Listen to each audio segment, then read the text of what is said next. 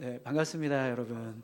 우리 같이 서로 인사하시죠. 메리 크리스마스. 네, 네. 예전에는 좀 이렇게 자연스러웠는데 이게 어느 순간 좀 이렇게 부끄러운 마음이 들어서 쑥스럽더라고요. 다시 한번 하겠습니다. 메리 크리스마스. 네,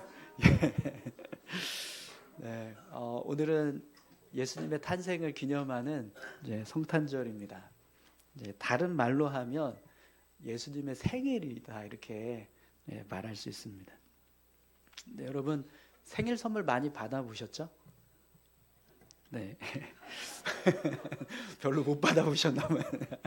네, 생일이 되면 이제 사람들이 축하한다고 하면서 선물을 줍니다. 네, 그런데 이제 여러분 아마 선물은 누구나 다 주는 것보다 받는 걸 더 좋아할 겁니다. 네. 특히 생일 같은 날은 이제 당연히 선물을 받는 날이다 이렇게 우리가 생각을 하잖아요. 네. 물론 이제 나이가 들다 보면 이제 이 생일에 대한 개념이 점점 무뎌져서 뭐 선물을 이렇게 받고 하는 그런 마음들이 점점 이제 무감각해지기도 해요. 아마 이제 그러신 분들도 계실 것 같은데 그럼에도 불구하고 누구나 다 선물을 받는 건 좋아하는 일이 됩니다. 요즘에는 이제 선물을 줄 때 모바일 쿠폰으로 이렇게 보내는 경우가 많아졌어요. 이 모바일 쿠폰의 장점이 있습니다. 선물을 받으면 이걸 내가 쓰고 싶을 때 언제든지 쓸 수 있다라는 거예요. 직접 선물을 전달해 주면 그렇게 뜯거나 아니면 받는 그 순간부터 사용을 하지 않더라도 그 선물은 중고품이 돼버립니다.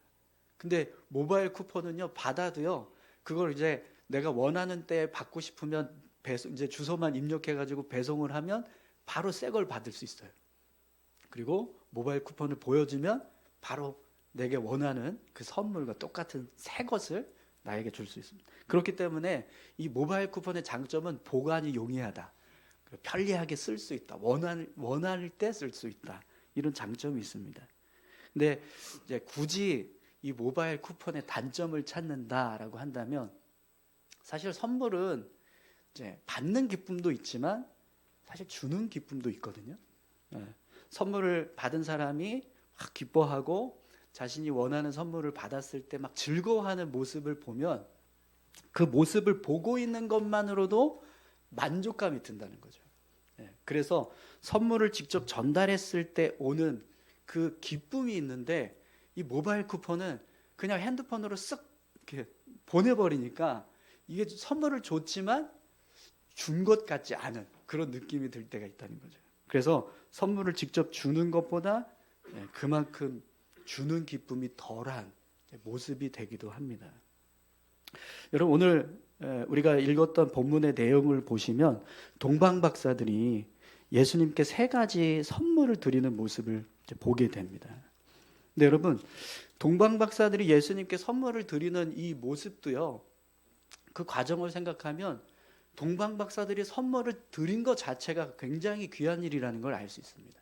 왜 그러냐면 이 동방박사들이 누구냐 성경학자들이 막 따져봤을 때 이들이 당시에 페르시아 지역에 사는 사람들이다, 혹은 뭐 바벨론 지역에 사는 사람들이다 이렇게 이야기를 하거든요.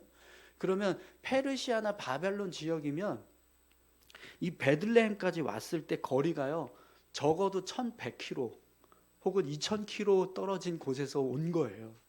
근데 당시에 하루 이렇게 뭐 여행을 갔을 때 사람들이 이동할 수 있는 거리가 20km에서 30km 정도 되었다고 합니다. 뭐 낙타를 타고 가든 뭐 말을 타고 가든 뭐 짐승을 타고 가든 그런 식으로 해서 이동했을 때 20-30km밖에 안 된다는 거예요. 그러면 1100km에서 2000km를 20km씩 30km씩 와서 그 선물을 전달해 줬다라고 해보세요. 그럼 며칠 걸렸을까요?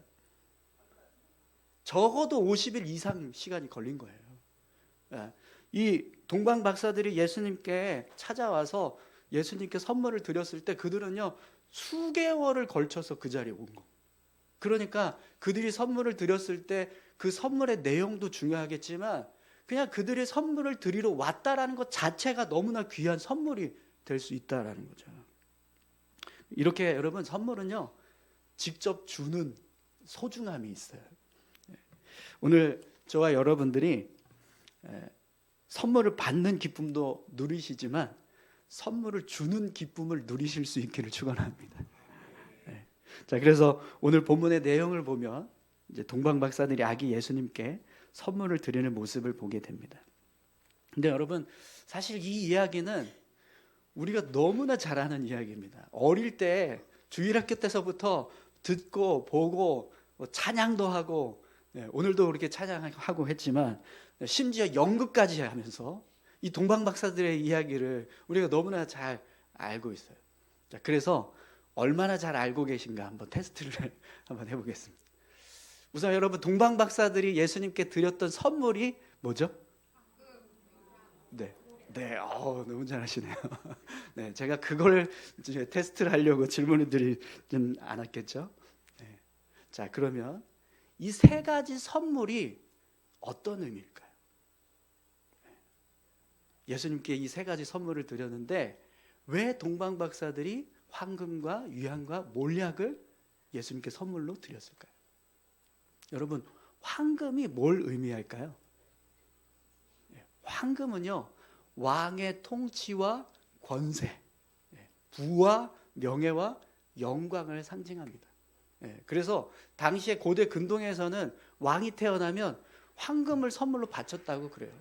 그의 영광, 통치를 이제 기뻐하면서 이런 이제 황금을 선물로 드렸다는 거죠. 그러면 여러분 동방 박사들이 아기 예수님께 선물을 황금으로 드렸다라는 건 무엇을 의미할까요? 예수님께서 우리의 왕으로 오셨다. 그분의 통치를 기뻐하는 그런 선물이 되는 겁니다. 그러면 유향은 무슨 의미일까요? 유향. 유향은요 예배와 기도, 제사를 의미합니다. 왜 그러냐면 이 유향은 성소에서 제사를 드릴 때 사용되는 향료입니다. 그러니까 일반 사람들은 유향을 쓰지 못했어요. 왜냐하면 제사 때만 쓸 수 있었기 때문에. 그래서 사용할 수도 없고 사용해서도 안 되는 그런 향신료인 거예요. 그래서 동방 박사들이 예수님께 유향을 드렸다라는 것은 아기 예수님이 우리가 예배해야 될 하나님이 되신다. 그리스도가 되신다. 이걸 의미하는 겁니다. 자, 그러면 마지막으로 몰약은 어떤 의미가 있을까요? 몰약. 네, 잘 아시는 것 같은데 잘 모르시는. 네, 몰약은요 죽음, 고난, 장례를 상징합니다. 왜 그러냐면 이 몰약은 이제 죽은 자의 시신을 이렇게 장례 치를 때 몸에 발랐던 향료가 몰약입니다. 그래서 몰약을 가지고 왔다라는 건 예수님의 고난과 죽음, 십자가를 의미하게 되는 거죠. 동방 박사들이 이렇게 예수님께서 이 땅에 오셨을 때 그 모습을 기뻐하면서 세 가지 선물을 드립니다. 그런데 이 선물들은요 그냥 예수님이 성장하면서 살림에 보태 쓰세요 이렇게 해서 드린 게 아니라 각각 그 선물이 가지고 있는 의미가 있다는 거예요. 예수님 누구시고 왜 오셨고 무엇을 하실 것인가, 이걸 알려주고 있는 선물들이라는 거죠. 그래서 여러분 이 세 가지 선물이 가지고 있는 의미들을 생각을 하면 결국 가장 귀한 선물은 예수님께서 이 땅에 오셨다라는 사실임을 깨닫게 됩니다. 여러분 세상을 창조하시고 다스리신 왕 되신 예수님께서 인간의 몸으로 이 땅에 오셨습니다. 그리고 그분은 결국 고난과 죽음을 통해서 인간의 죄를 사하고 구원하시는 구원자가 되셔요. 그런 구원자 되시는 예수님께서 이 땅에 오셨다라고 하는 사실은 그것 하나만 생각해도요 가장 귀한 선물이 되는 거예요. 하나님께서 우리에게 예수님을 이 땅에 보내주셨다. 이것은 가장 귀한 선물을 우리에게 주셨다라는 의미가 되는 거죠. 사랑하는 성도 여러분, 예수님이야말로 우리에게 가장 귀한 선물이 되는 줄 믿습니다. 자, 그러면 여러분 예수님께서 탄생하신 이 성탄절은 어떤 날이 되는 거예요? 하나님께서 우리에게 가장 귀한 선물을 주신 날이 되는 겁니다. 아멘이신가요? 네. 성탄절에 선물을 받은 분은 예수님이 아니라 사실은 오늘 저와 여러분들이 되는 겁니다. 동방 박사들이 예수님께 세 가지 선물을 드릴 때요, 그들은 단순히 그냥 예수님이 태어나셨다라는 것만을 축하하기 위해서 선물을 드린 게 아니에요. 이 땅에 오신 예수님이 누구신가, 무엇을 위해서 이 땅에 오셨는가, 이걸 이미 구약의 예언들을 통해서 그들은 잘 알고 있었습니다. 물론 이제 구체적으로 어떤 일을 예수님께서 하실지에 대해서는 자세하게는 몰랐다 할지라도 동방 박사들은 지금 자신 앞에 누워있는 이 아기 예수님이 바로 하나님의 아들이시고 이 세상을 구원하시기 위해서 오신 메시아라는 사실을 분명하게 알았다라는 거죠. 그래서 그 은혜에 감사하는 마음으로 세 가지 선물을 드리고 있다라는 겁니다. 여러분, 분명 예수님의 탄생은요, 단순히 그냥 예수님이라는 분이 태어나셨다라는 의미만 가지고 있는 게 아닙니다. 마태복음 1장 23절 말씀, 보라, 처녀가 잉태하여 아들을 낳을 것이요 그 이름은 임마누엘이라 하리라 하셨으니 이를 번역한즉 하나님이 우리와 함께 계시다 함이라. 아멘. 예수님께서 탄생하신 날은요, 하나님께서 우리와 함께 하신다, 이 사실을 보여주고 있다는 거예요. 하나님께서 직접 이 땅에 오셔서 우리 가운데 거하고 계신다, 이걸 드러내는 사건이 바로 성탄절이라는 겁니다.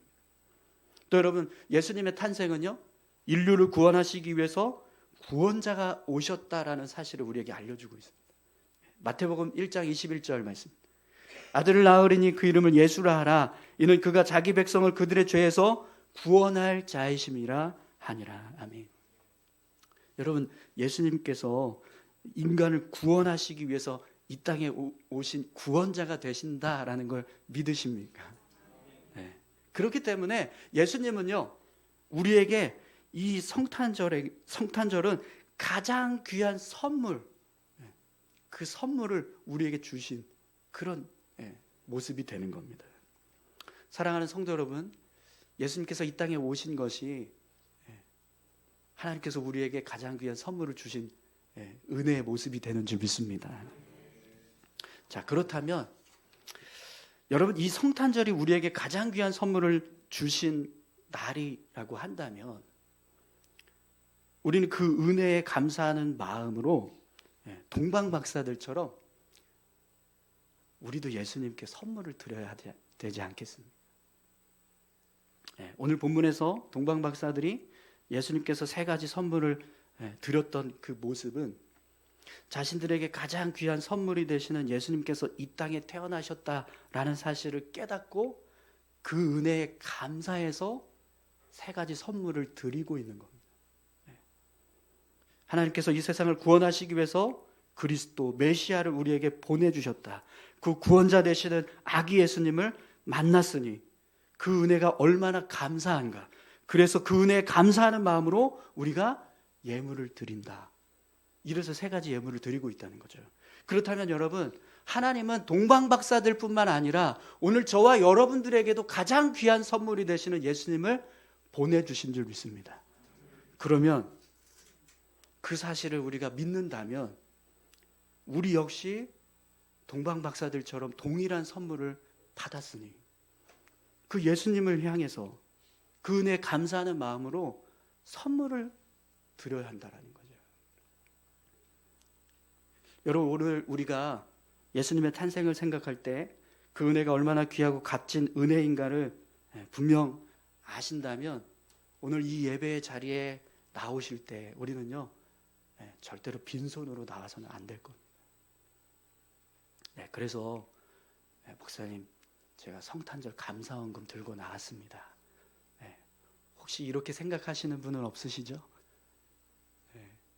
여러분, 예수님께서 주신 은혜가 단지 우리가 이 헌금을 드리는 것만으로 채워질 수 있는 은혜라고 한다면 그건 그 은혜를 우리가 너무나 좀 가치 없게 생각하는 것 아닐까 생각됩니다. 물론 제가 헌금을 드리는 것에 대해서 무가치하다 이렇게 말씀을 드리는 건 아니지만 예수님 이 땅에 오신 그 은혜를 생각할 때 우리가 그냥 헌금으로 대신하겠다. 이것은 분명히 그 은혜에 대한 감사의 표현이 온전한 모습이 되지 않을 겁니다. 자, 그러면 여러분, 예수님께서 이 땅에 오신 의미가 무엇인가를 우리가 제대로 알고 있다면 우리는 예수님을 향해서 어떤 선물을 드려야 될까요? 여러분, 선물 드리기 원하십니까? 네, 별로 안 드리고 싶으신 것 같은 분위기인데, 네. 그럼 어떤 선물을 드리고 싶으십니까? 예수님께 선물을 드리려고 한다면 나는 어떤 선물을 예수님께 드리고 드릴 수 있을까요? 네, 고민할 필요 없습니다, 여러분. 네. 우리 역시 동방박사들이 준비했던 예물과 똑같은 예물을 예수님께 드리면 돼요. 네, 물론 오해하지 마세요. 네. 황금과 모략과 유향을 드려야 되냐, 실물을 드리라는 이야기가 아니에요. 네. 여러분, 향금이 무엇을 의미한다고 했죠? 예수님 우리의 왕이 되십니다라는 의미라고 했습니다. 그러니까 오늘 우리가 예수님께 드려야 될 선물은 예수님께서 우리의 왕 되십니다라고 하는 믿음의 고백입니다. 그 믿음의 고백을 드려야 한다는 거예요. 여러분, 예수님은 우리를 구원하시기 위해서 이 땅에 오신 구원자이시지만 그분은 분명 우리의 왕이십니다. 그렇기 때문에 우리는요, 예수님을 우리의 구원자로만 고백하는 게 아니라 우리 왕으로 고백해야 돼요. 그런데 여러분, 우리는요, 예수님을 생각할 때마다 그냥 내 죄를 사하시고 십자가를 지신 고마우신, 나를 위해서 자신의 생명을 내어주신 어떤 헌신과 사랑을 베풀어 주신 분, 그 정도로만 생각한다. 근데 여러분, 예수님은 우리의 왕이세요. 아멘이십니까? 그분은 우리의 주인이 되시고 우리를 통치하시고 다스리시는 왕이십니다. 그렇기 때문에 우리는요, 우리의 인생을 그분께 온전히 내어드리고 그분이 우리 인생의 왕자에 온전히 앉으실 수 있도록 그렇게 왕으로 모셔야 한다라는 거예요. 여러분, 오늘 우리의 인생의 왕자에 예수님이 앉아 계신가 한번 생각해 보십시오. 김동호 목사님이 자주 이야기하는 그 예화가 하나 있는데요. 어느 교회에서 목사하고 성도하고 같이 한날 한시에 이제 세상을 떠나서 천국에 가게 되었다. 성도가 먼저 천국 문 앞에 섰대요. 그러자 예수님께서 버선발로 나와서 그 성도를 기쁘게 영접을 하고 천국 안으로 데려 들어가시다. 그래서 뒤에서 그 모습을 지켜보고 있던 목사가, 야, 성도가 저렇게 이렇게 오니까 예수님께서 막 기쁘게 영접을 해주시고 데려가니까 내가 오면 더 크게 기뻐해 주시려나, 이런 기대감을 가지고 천국문 앞에 딱 섰는데 예수님이 꼼짝도 하지 않고 앉아만 계시더랍니다. 그래서 너무나 황당해가지고 예수님께 따지듯이 물었답니다. 아, 예수님, 앞에서 성도가 들어갈 때는 그렇게 버선발로 나와서 막 영접해 주시더니 왜 제가 오니까 보좌에 앉아서 꼼짝도 하지 않고 계십니까? 그랬더니 예수님께서 뭐라고 하시는지 아세요? 야, 내가 보좌에서 일어나면 네가 얼른 와서 이 보좌에 앉을까 봐 그게 무서워가지고 일어나지 못하고 있었다. 여러분, 이 이야기는요, 목회자들이 교회 안에서 주인 노릇하고 있는 그 모습에 대해서 풍자하는 그런 이야기거든요. 목사들이 자꾸 교회에서 예수님 주인 되어야 되는데 자기가 주인 되려고 하니까 이런 이야기들이 이제 이야기 나오는 거예요. 근데 여러분, 이 모습은 어쩌면 목사들의 모습만이 아니라 오늘 저와 여러분들의 모습이 될 수도 있습니다. 여러분, 우리 인생에서 예수님은요, 왕으로 계셔야 하는데 정말 왕으로 계신가 한번 생각해 보세요. 우리는 늘 예수님을 왕이라고 고백은 해요. 그런데 실제로 우리 삶을 보면 필요할 때만 찾는 분, 어려울 때만, 도움이 필요할 때만 찾는 조언자나 중보자 정도로만 생각할 때가 많다라는 거예요. 여러분, 예수님이 우리의 왕이시라는 것은 우리가 예수님께 온전히 복종하겠습니다라고 하는 의미예요.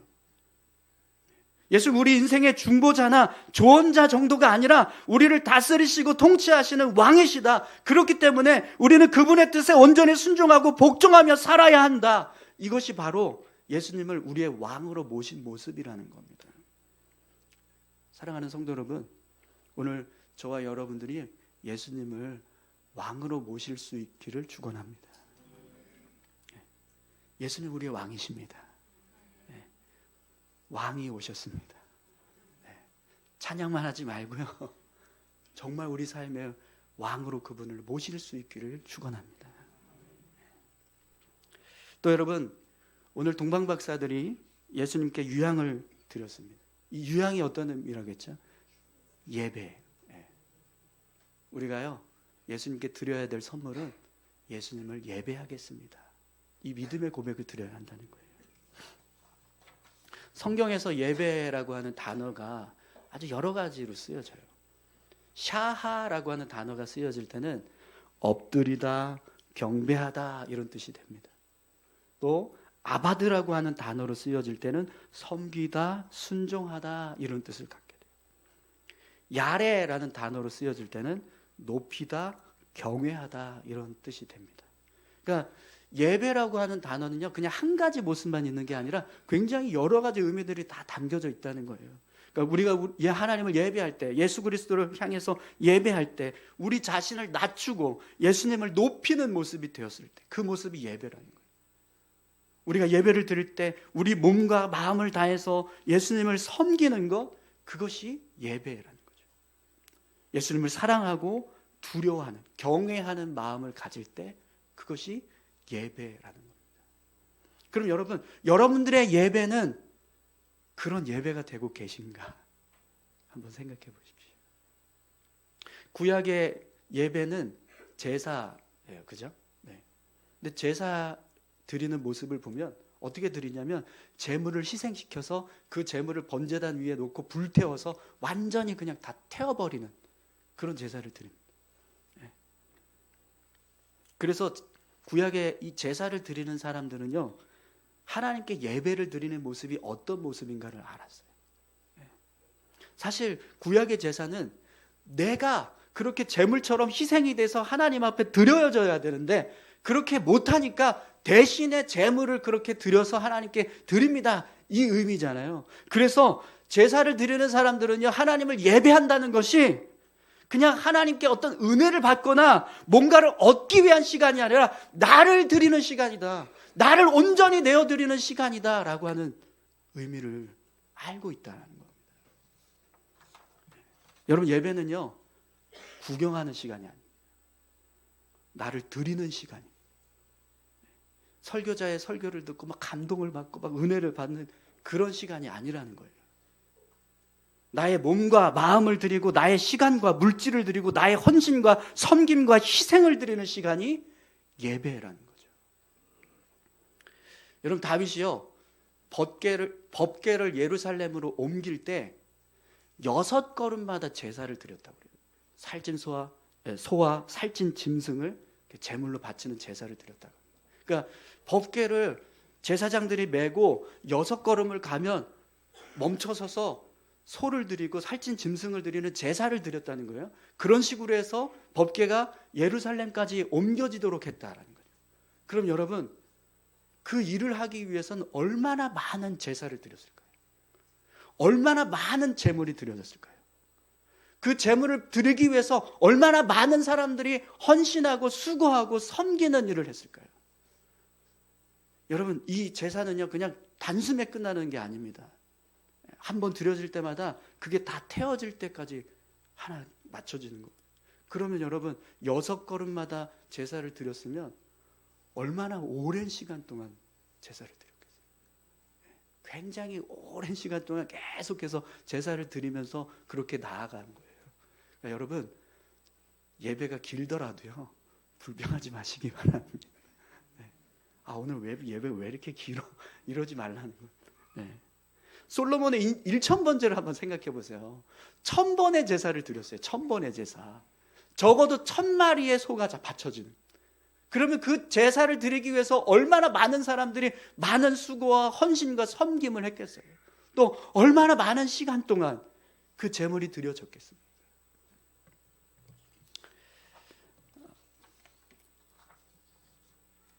여러분, 다윗의 모습도 그렇고요, 솔로몬의 1000번제도 그렇고, 그냥 단순히 많은 제물을 드렸다, 이게 아닙니다. 그만큼 시간과 노력과 헌신과 물질을 드리는 모습이 되었다라는 거죠. 온 마음을 다해서 뜻을 합하여 하나님을 예배했다라는 겁니다. 그래서 그 모습을 보시고 하나님께서 그 예배를 기쁘게 받아주신 거죠. 여러분, 우리가 예배를 드릴 때 드리는 것도 중요하지만 하나님이 받으시는 것이 제일 중요합니다. 그죠? 그럼 여러분, 하나님께서 어떤 사람의 예배를 받아주실까요? 구경꾼처럼 드리는 자의 예배요? 여전히 자신을 높이고 있는 자의 예배요? 전혀 감사함 없이 억지로 드리고 있는 자의 예배? 아니요. 온 마음을 다해서 뜻을 합하여 생명을 드리는 예배자의 그 예배를 하나님께서 기뻐하실 줄 믿습니다. 사랑하는 성도 여러분, 오늘 저와 여러분들의 예배가 이런 예배가 되실 수 있기를 축원합니다. 내 마음을 다해서, 뜻을 다해서, 힘을 다해서, 생명을 다해서 드리는 예배자. 그런 예배자들의 그 예배를요, 하나님은 기쁘게 받으실 줄 믿습니다. 자, 그래서 여러분, 한 가지 제가 여기 보시면 선물이 있죠. 네, 선물 보따리가 있죠. 이 선물 보따리는 여러분들에게 드릴 게 아니고 하나님께 드리는 예물. 네, 이 뭐냐면 성경 필사하셨던 그 성경 필사 노트예요. 네, 22분의 성도님들이 성경 필사에 참여하셨어요. 네, 그 창세기 성경을 쭉 이렇게 기록하셨을 때 얼마나 열심히 정성을 다해서 쓰셨겠습니까? 네, 그래서 오늘 이걸 언제 드릴까 고민을 하다가 오늘이 좋겠다. 그래서 이게 그냥 놔두면 너무 볼품이 없어서 보자기로 쌌습니다. 네, 제가 쌌더니 권사님이 너무 이상하게 쌌는지 다 풀어서 그냥 놔두셨다고 그러고요. 그래서 이거 일부러 싼 건데요. 그랬더니 너무 이상해서 제가 풀러 썼는데요. 그래서 다시 이쁘게 싸달라고 부탁을 드렸어요. 네, 여러분, 우리의 삶에 하나님을 향해서 정말 우리 마음을 담아서 드리는 그런 선물의 모습, 예배자의 모습, 그 모습들을 하나님께 드리는, 예수님께 드리는 그런 삶이 되실 수 있기를 축원합니다. 마지막으로 여러분, 동방박사들이 몰약을 예수님께 드렸잖아요. 근데 몰약은 어떤 의미라고 했죠? 예수님의 죽음, 장례를 의미합니다. 그래서 여러분, 어쩌면 이 몰약은 예수님의 탄생과는 너무나 어울리지 않는 선물이 될 수 있습니다. 예수님께서 태어나신 날 예수님의 죽음을 생각하는 선물을 드린 거잖아요. 여러분, 누가 여러분들에게 생일 선물로 앞으로 잘 쓰세요 하면서 관을 드렸다고 해보세요. 그러면 그거 기쁘게 받으시겠어요? 야, 너 지금 나보고 빨리 죽으라는 거냐? 막 이러면서 막 화내실지도 모를 겁니다. 근데 지금 동방박사들이 예수님께 드린 선물이 바로 그런 선물인 거예요. 예수님의 죽음을 의미하는 몰약을 드렸다는 거예요. 그러면 여러분, 왜 동방박사들이 예수님께 이 죽음을 상징하는 예물인 몰약을 예수님께 드렸을까요? 이유가 있습니다. 예수님의 탄생과 예수님의 죽음은요, 뗄래야 뗄 수가 없는 사건이기 때문에 그렇습니다. 예수님은요, 죽으시기 위해서 이 땅에 오신 분이세요. 예수님께서 이 땅에 오신 목적이 우리의 죄를 대신해서 십자가에 달려 죽으시기 위해서 오셨다라는 거죠. 이사야서 53장 4절에서 6절의 말씀 우리가 너무나 잘 압니다. 그는 실로 우리의 질고를 지고 우리의 슬픔을 당하였거늘 우리는 생각하기를 그는 징벌을 받아 하나님께 맞으며 고난을 당한다 하였노라. 그가 찔림은 우리의 허물 때문이요 그가 상함은 우리의 죄악 때문이요 그가 징계를 받음으로 우리는 평안을 누리고 그가 채찍에 맞음으로 우리는 나음을 받았도다. 우리는 다 양 같아서 그릇 행하여 각기 제 길로 갔거늘 여호와께서는 우리 모두의 죄악을 그에게 담당시키셨도다. 아멘. 여러분, 이 말씀을 보면 예수님은요, 정말 죽기 위해서 이 땅에 오신 분이라는 것을 알 수 있습니다. 그렇기 때문에 예수님의 탄생은 죽음을 위한 탄생인 거예요. 죽음을 위한 탄생. 그래서 우리는요, 예수님을 생각할 때마다 예수님의 죽음을 함께 생각해야 합니다. 여러분, 오늘은요, 예수님께서 태어나신 성탄절입니다. 그런데도 불구하고 우리는 오늘 이 날도 예수님의 죽음을 묵상해야 합니다. 여러분, 부활절은 예수님께서 죽으셨다가 다시 살아나신 날이잖아요. 그렇기 때문에 부활절은 온전히 예수님의 부활만 생각해야 될까요? 아니요. 예수님께서 부활하신 날조차도요, 우리는 예수님의 죽음을 묵상해요. 왜요? 예수님의 탄생과 예수님의 부활은 예수님의 죽음이 없으면 아무 의미가 없기 때문에. 여러분, 예수님의 죽음을 그냥 우리 인간의 죽음과 같이 그냥 암울하고 슬픈 날 정도로 생각하지 않으실 수 있기를 축원합니다. 사실 우리도 어떻게 보면 죽기 위해서 태어난 인생이라고 말할 수 있을 것 같습니다. 우리가 이 땅에 태어나는 순간 우리 인생은 어디로 갑니까? 네, 죽음을 향해서 가요. 네. 그렇기 때문에 우리도 죽기 위해서 태어난 인생 아닙니까? 이렇게 말할 수 있지만 여러분, 우리의 죽음과 태어남은 예수님의 죽음과 탄생과는요 전혀 다른 의미가 있어요. 사실 예수님은 죽을 필요도 없으시고 태어날 필요도 없으신 분이십니다. 네. 우리를 구원하시기 위해서 십자가에 달려 죽으실 일이 아니라면 예수님은 이 땅에 태어나실 일도 없고 죽을 일도 없는 분이신 거예요. 그렇기 때문에 예수님의 탄생과 죽음은 우리의 탄생과 죽음과는요 전혀 다른 의미를 가지고, 우리는 그냥 우리를 위한 인생을 살다가 죽는 거지만 예수님은 우리의 죄를 대속하시기 위해서 태어나셨고 죽으신 죽음이라는 거예요. 자기를 위한 죽음이 아니라 우리를 위한 죽음이라는 거예요. 예수님께서 이 땅에 오신 이유가 그 죽음을 이루시기 위해서. 사랑하는 성도 여러분, 예수님의 죽음이요 우리의 죄와 허물을 사하시기 위한 죽음이라는 걸 믿으십니까? 그분이 이 땅에 오신 이유가 그 죽음을 이루시기 위해서 오셨다라는 걸 믿으세요?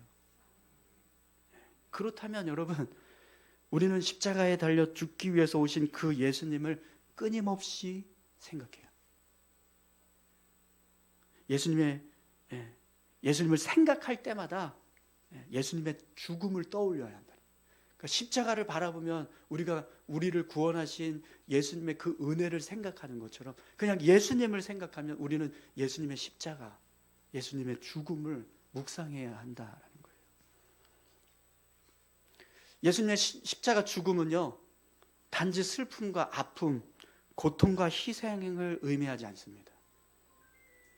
죄사함의 은혜, 마귀의 권세를 멸하는 승리, 우리를 자유케 하시는 능력, 이것이 바로 예수님의 죽음이 의미하는 은혜들입니다. 그렇기 때문에 여러분, 우리는요 그 사실을 믿는다면, 이 땅에 오신 예수님이 우리를 구원하시기 위해서 십자가를 지셨다는 사실을 늘 기억하고 그 주님을 바라보는 자가 되어야 합니다. 사랑하는 성도 여러분, 오늘 저와 여러분들 모두가 우리를 구원하시기 위해서 십자가를 지신 예수님, 그 예수님을 늘 바라보실 수 있기를 축원합니다.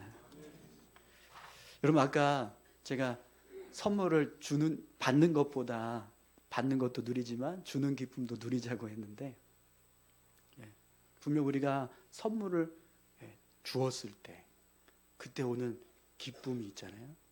그 기쁨은 어떤 기쁨입니까? 받는 사람이 기쁘게 받을 때 오는 기쁨입니다. 그럼 여러분, 우리가 이 세 가지 선물을 하나님 앞에 온전히 드렸을 때, 정말 진실됨으로 이 선물을 하나님 앞에 드렸을 때, 예수님께 드렸을 때, 예수님 분명 어떻게 하실까요? 기쁘게 받으실 겁니다. 그러면 우리가 드리는 그 선물은요 너무나 소중한 선물이 되는 거예요. 그렇기 때문에 주는 우리도 기쁠 수 있는 그런 삶이 분명히 될 줄 믿습니다. 여러분, 이 땅에 오신 예수님, 그 예수님의 탄생이 오늘 저와 여러분들에게 은혜가 되고 감사가 되고 계십니까?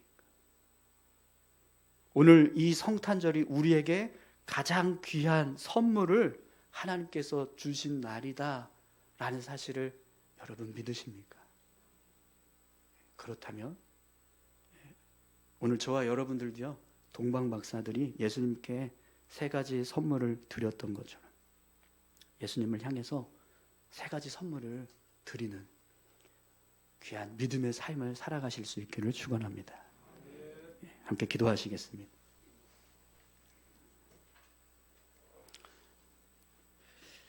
우리 다 같이 함께 기도하실 때요. 하나님, 우리에게 가장 귀한 선물을 주신 그 은혜를 기뻐하는 날이 성탄절인 줄 믿습니다.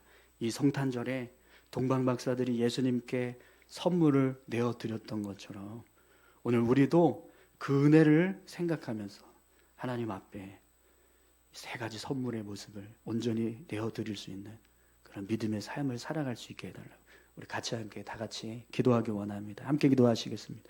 하나님 아버지 감사합니다. 하나님 가장 귀한 선물, 가장 복된 선물이 예수님이십니다. 그 예수님이 우리 인생에 찾아오셔서 우리를 인도하시고 우리를 주관하시고 우리를 구원해 주셨다라고 하는 사실을 우리가 늘 기억하게 하시고 그 주님을 향해서 우리의 왕되심을 고백하며 늘 주님을 예배할 수 있는 우리의 삶이 되게 도와주십시오. 주님을 생각할 때마다 십자가를 지신 그 은혜를 기억할 수 있는 우리가 되기를 소망합니다. 주님, 오늘 이 세 가지 선물 정말 주님 온전히 주님 앞에 드립니다. 주님 기쁘게 받으시고 영광 받아 주시옵소서. 주님 감사합니다. 우리를 붙들어 주시고 인도해 주실 은혜를 찬송합니다.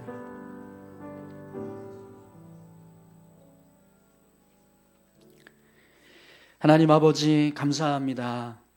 오늘 예수님께서 이 땅에 오신 이 성탄절이 하나님께서 우리에게 가장 귀한 선물을 주신 날인 줄 믿습니다. 그 귀한 선물을 받은 우리가 동방 박사들처럼 그렇게 예수님께 감사하는 마음으로 선물을 드리자고 함께 말씀을 나눴습니다.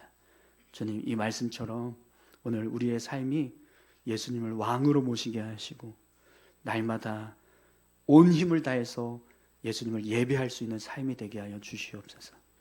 그리고 예수님을 생각할 때마다 끊임없이 십자가를 지셨던 그 은혜를 기억하면서 감사하는 삶을 살아가는 우리 모두가 되게 하여 주시옵소서. 감사드립니다. 예수님의 이름으로 기도합니다. 아멘.